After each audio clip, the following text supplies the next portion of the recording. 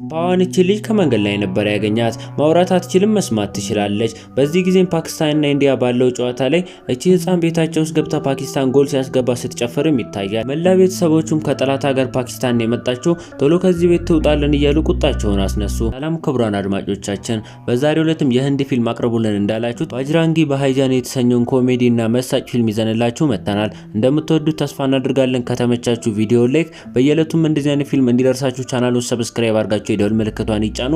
ኮሜንት ላይም ያሉትን ሐሳብና አስተያየት ላይም እንዲለቀቅላችሁ የምትፈልጉት የፊልም ርዕስ አስቀምጡልን። አብራችሁን ቆዩ። ፊልሙ በሚጀምርበት ጊዜ በአንድ ፓኪስታን ገጠራማ አካባቢ ሻሂዳ የምትሰኝ የ6 ዓመት ህፃን ልጅ ትታያለች። እቺ ልጅ ማውራት የማትችል ቢሆንም ግን ማዳመጥ ትችላለች። በዚህ ጊዜም በአንድ ቀን ዕለት እየተጫወተች ሳለ ከተራራው ላይ ተንሸራታ ትወድቃለች። መላ ቤተሰቦቿም እሷን ፍለጋ ማታ አካባቢ ሁሉም ከቤት ወጥቶ እሷን መፈለግ ጀመሩ። በዚህ ጊዜም የአካባቢዎቹ ሰዎች በተራራው ጥግ ሲሄዱ እቺ ሻሂዳ የተባለችው ልጅ እንጨት ላይ ተንጠልጥላለች። ውሃ እንኳን ሰው እንዳይደርስላት ማውራት ተስኗታል። ወዲያውኑም የዚህ አካባቢ ሰዎች ሁሉም ወደ ቤቱ ያስገቧትና በንጋቷም የአካባቢ ሰዎች ተሰብስበው አንድ ሀሳብ ማፍለቅ ጀመሩ።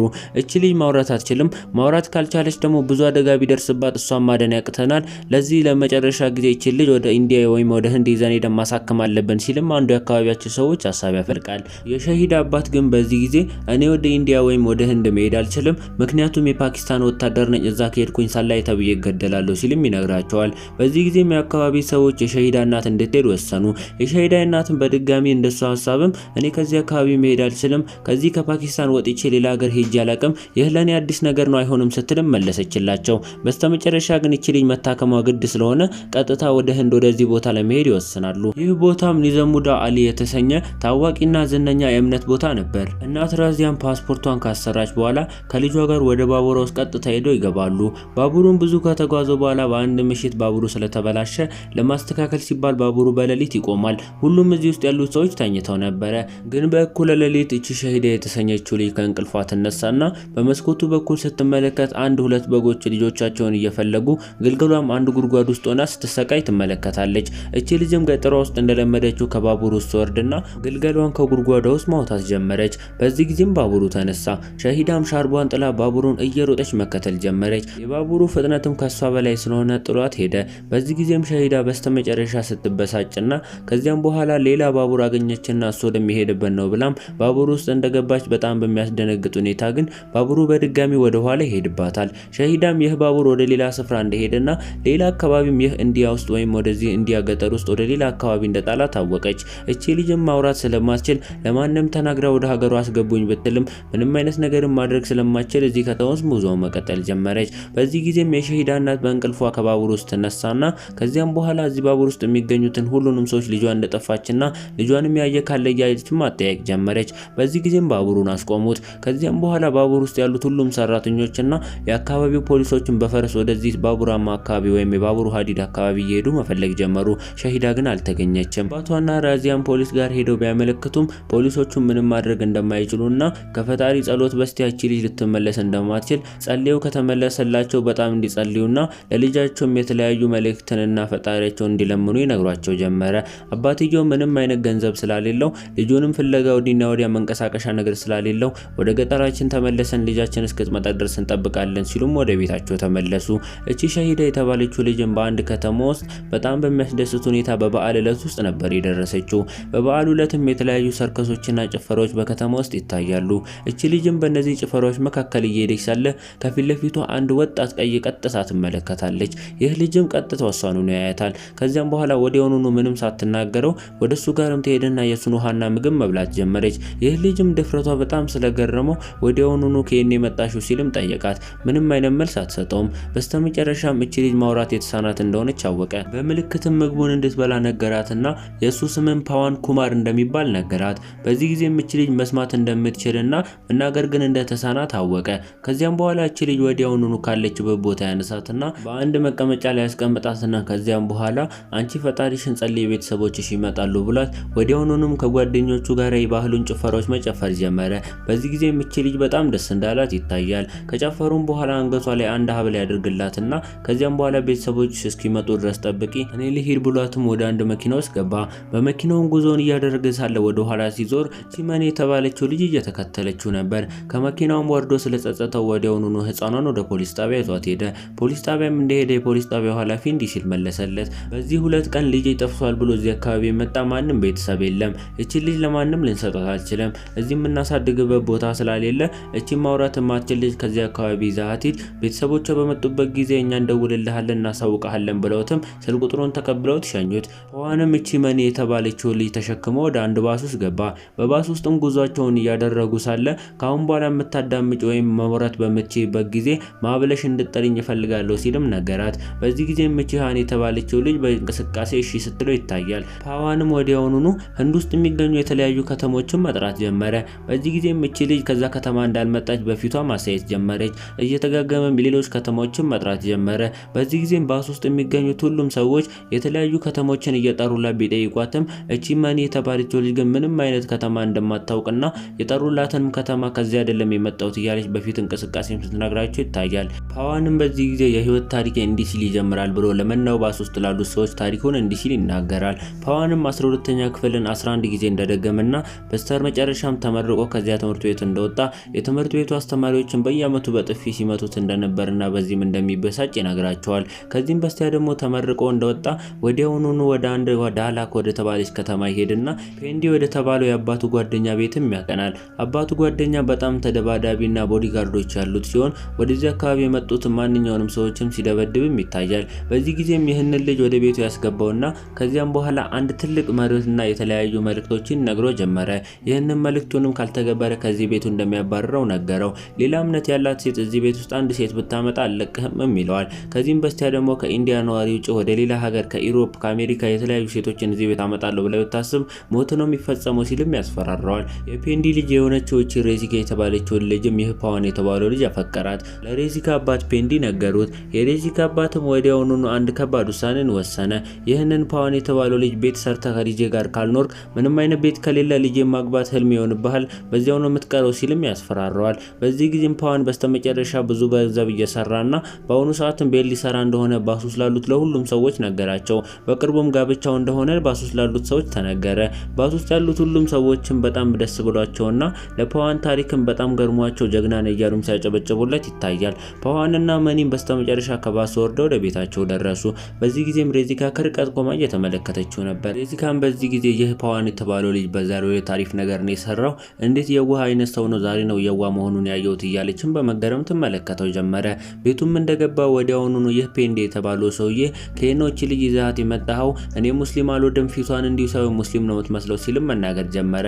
በዚህ ጊዜም ፓዋን እምነቷን ምንም ማውቀው ነገር የለም፣ ምንም ችግር የለም፣ እቺ ልጅ ለጊዜው ነው፣ ቤተሰቦቿ ከመጡ ካሳም ሊከፍሉን ይችላሉ ብሎ ለፔንዲ ነገረው። ፔንዲም ገንዘብ ስለሚወድ ምንም ችግር የለውም ብሎ መለሰለት። ከዚያም በኋላ ህፃኗ በቤት ውስጥ እየኖረችም ህፃኗ ከዚህ በፊት ስጋ መብላት የለመደች ሲሆን የተለያዩ ሾርባዎችና ምግቦች ሲመጡላት አንድ ቀንም ምግብ ጨርሳ አታውቅም። በቀጣይ ቀንም እቺ ህፃን በጎረቤቷ ቤት ተጠርታ ምግቡም ስጋ ስለነበረ እዚያ ቤት ገብታ ግጥም አርጋ ስትበላ እነ ፔንዲና እነ ፓዋን ተመለከቱ።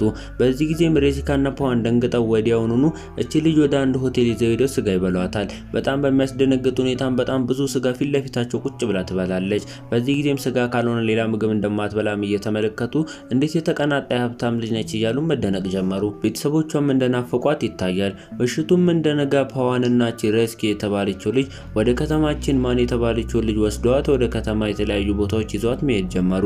በዚህ ጊዜ ማኒ አንድ እቃ አንስታ ወደዚያ ጋር ታልፋለች።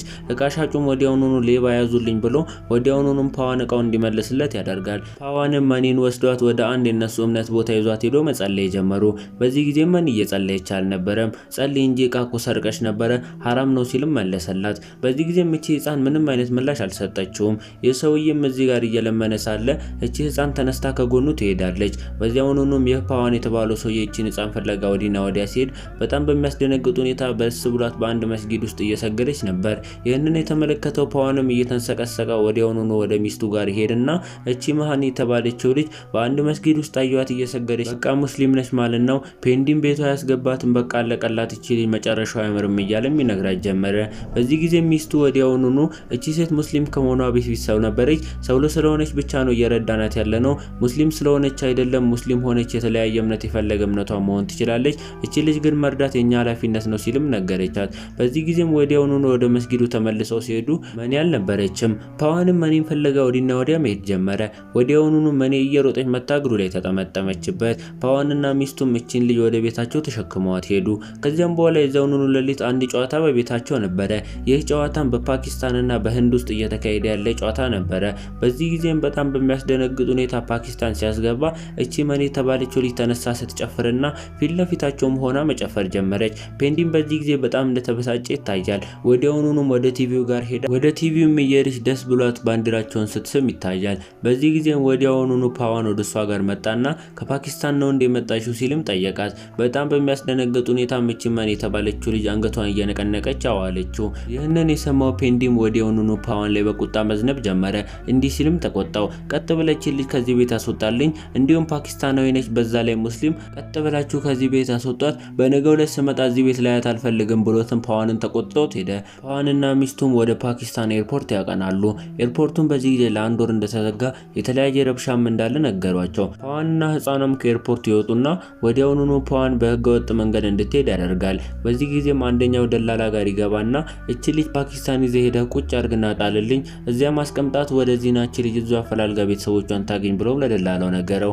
ደላላውም በዚህ ጊዜ ምንም ችግር የለም $1300 ያስከፈላቸዋል ሲልም ነገራቸው። ተስማምተውም ገንዘቡን በነገው ዕለት እንደሚከፍለው ነገረው። ከዚያም በኋላ ገንዘቡን እቺ ሚስቱ ሰጥተው በቀጣይ ቀንም እቺን ህፃን ልጅ ይዞ ሄዶ ለዚህ ደላላ አስረክቦ ገንዘቡንም ሰጥቷት ወደ ቤቱ እያለቀሰ እየተመለሰ ሳለ መኒ ከዚህ በፊት ግዛልኝ ብላ ያነሳቸውን የጆሮ ጌጦችና የእጅ ጌጦች ይመለከታል። ወዲያውኑም ገዝቶላት ወደ ኋላ እንደዞረ ይህ ደላላ እቺ ልጅ ሊሸጣት እንደሆነና በጋሪ ላይም ጭኖ በተለያዩ አበቦች ሸውዶ ወደ ቤቱ ይዟት እንደሄደ አወቀ።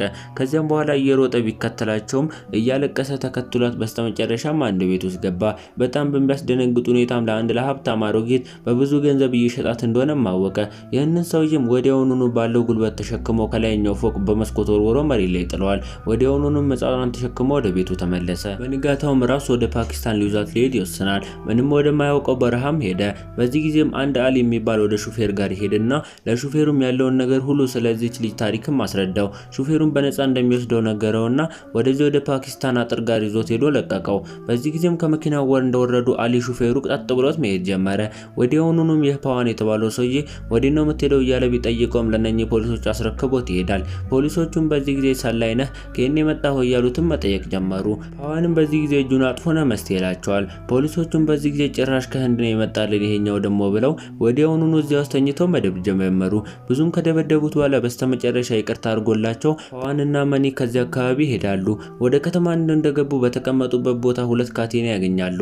ካቴናውንም በዚህ ጊዜ ይህ ፓዋን የተባለው ሰውዬ ለሌላ ጊዜ ጠቅመናል ብሎ እጁ ውስጥ ከቶት እየሄደ ሳለ ፖሊሶች ወደሱ ጋር መጥተው ከእጁ ውስጥ ያወጡታል። ይህንን ማድረግም ህገወጥ ስለነበረ ፖሊሶቹ ወዲያውኑኑ ወደ ሸብ ያስገቡት። ፊልሙም በዚህ ጊዜ ወደ አንድ ጋዜጠኛ ይዞራል። ይህ ጋዜጠኛም ነዋብ ይባላል። ነዋብም በዚህ ጊዜ አንድ ሰው ጠጋ ይልበትና አንድ ሰላይ እኮ በዛሬው ዕለት ተይዟል፣ ሊያውም ከህንድ ነው የመጣው ሲልም ነገረው። ወዲያውኑም ይህ ጋዜጠኛ እየሮጠ ወደ ፖሊስ ጣቢያ ሄድና መቀራረጽ ጀመረ። ከዚያም በኋላ በር ላይ ቆሞ ቀረጻውን እያካሄደ ሳለ ይህ ፓዋን የተባለው ሰውዬ ጣቢያ ውስጥ ነበረ። በዚህ ጊዜ እቺ ልጅ ማውራት እንደማትችል ነገራቸው። ህፃኗም ወዲያውኑኑ ወደዛ ጋር ሄዳ አንድ ካላንደር ታነሳና የቤታችን ዛፎችና ቤታችን እዚህ አካባቢ ነው፣ ይህ ነው ቤታችን እያለችን በቃላትና ባላት አቅም ማስረዳት ጀመረች። በዚህ ጊዜም ፓዋን ተረዳት። ከዚያም በኋላ ይህ ፖሊስ እቺ ህፃን ጋር ሄዶ አፏንም አጨማዶ አፍሽን ክፈቺ ምንድነው የሚዘጋጅ ሲል ወዲያውኑኑ ፓዋን ተሸክሞ ይህንን ፖሊስ ከአንድ ግንብ ጋር አጋጨው። ሌላኛው ፖሊስም ሲመጣ እዚያውኑኑ ደብድቧቸው ወረቀቱንም ይዞት እየሮጠ መውጣት ጀመረ። ጋዜጠኞቹም በዚህ ጊዜ እየቀረጹ ስለነበር በጣም በሚያስደነግጥ ሁኔታ ከጣቢያው አመልጠው እየሮጡ ሲወጡ በካሜራው ውስጥ ገብተዋል። በዚህ ጊዜም ተከትሏቸው ሄዱ። ፓዋንና ማኒም ወደ አንድ ባስ ውስጥ ገብተው ለረዳቱም ወደዚህኛው ፎቶ ላይ ወደሚገኘው አካባቢ ወሰድን፣ እቺ ልጅ ከቤተሰቧ ስር ከጠፋች 1 ዓመት ሊሆነው ነው ሲልም ነገራቸው። ረዳቱም ጥሩ ሰው ነህ፣ ለዚህም በጣም አመሰግናለሁ ሲልም ነገረው። በዚህ ጊዜም ጋዜጠኛው መኪና ውስጥ እንደ ገጠሬ ፎጣ ተሸካፍኖ ከኋላ ተቀምጦ እየተከታተላቸው ነበረ።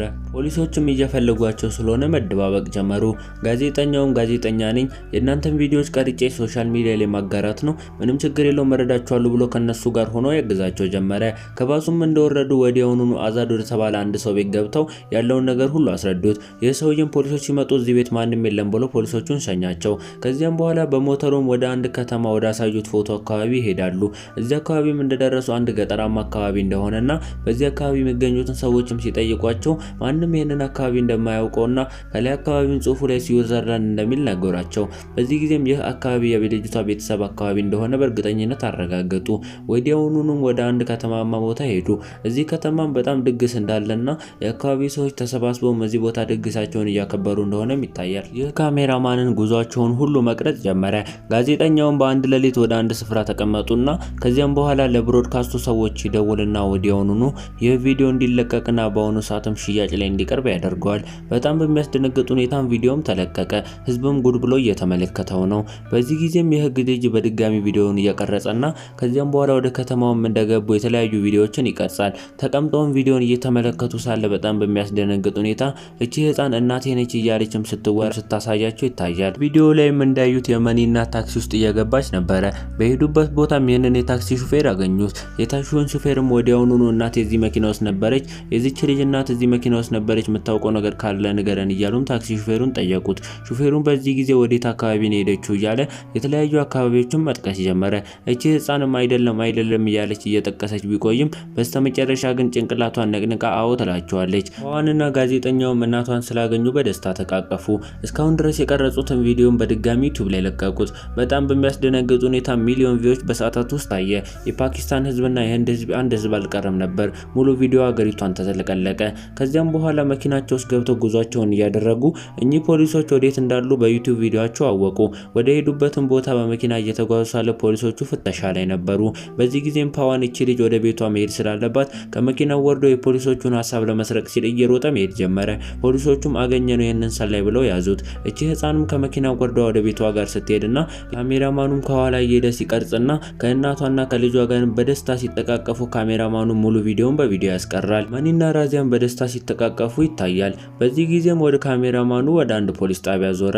እዚህ ፖሊስ ጣቢያ ውስጥ እኚህ ፖሊስ ጣቢያ ሰራተኞች ሁሉም እንደደነገጡና በዩቲዩብ ላይም ብዙ ቪው ስላገኘና ከዚህም በስቲያ ደግሞ ይህ ጋዜጠኛ በድጋሚ መጥቶ ይህ ፓዋን የተባለው ልጅ ታስሯል፣ እቺ ልጅ ለመርዳት ሲል ከከተማው እንደመጣና መላው የፓኪስታንና የህንድ ህዝብ ወደ ከተማው ወጥቶ ወደ ዳርቻው ወይም ወደዚህ ድንበር መጥቶ ረብሻውንና ተቃውሞውን እንዲያሳይ ፓዋን እንዲፈታም እያለ ህዝቡ ቁጣውን አስነሳ። በዚህ ጊዜም ፓዋን ግን በጣም በሚያሳዝን ሁኔታ እኚህ ፖሊሶች ይህንን ፓዋን ያላደረጉት ነገር የለም ነበር። ውሃ ውስጥ ፊቱን ደፍቀውለታል። በተለያዩ ብረቶችና ጎማዎችም ገርፈውታል። የተለያዩ ነገሮችንና ጉዳቶችም ደርሶበታል። ጋዜጠኛው እንዳሰበውም የፓኪስታንም የህንድም ህዝብ ሁሉም ወደ ድንበሩ ወጣ። በስተመጨረሻም ይህ ፓዋን የተባለው ልጅ እንዲፈታ ተወሰነ።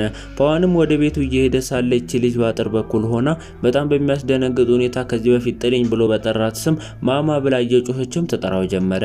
በዚህ ጊዜም ፓዋን ወዲያውኑ ሲዞርና እቺ ህፃንና ፓዋንም ሲተቃቀፉ ፊልሙ ያበቃል። ባጅራንጊ ባጃሂ የተሰኘውን ፊልም እንደወደዳችሁ ተስፋ እናደርጋለን።